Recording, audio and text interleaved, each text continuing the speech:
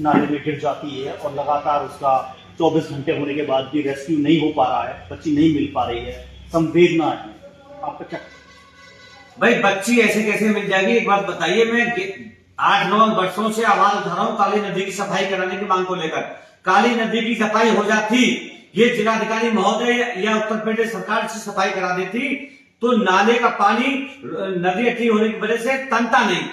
पानी तना हुआ है, तो तनने की वजह से नाला अट गया, अटा होने की वजह से जल भराव हो गया। और कुछ कमी है नगर पालिका के अधिकारियों की। अब काली नदी की सफाई ये तो करना है, खाना पूर्ति डंडे से कर रहे हैं एक ही जगह। अरे जेसीबी मंगा के जो नदी अटी पड़ी है हटाओ, हो सकता है इसके नीचे बच्ची पहुंच गई हो, इसके नीचे अटी पड़ी हो। दूसरा, प्रशासन ने मीडिया के मुंह को रोकने के लिए जो स्कूल के टीचरों पर मुकदमा कराया, ये बिल्कुल गलत है। इन्होंने नगर पालिका के लोगों को बचा लिया।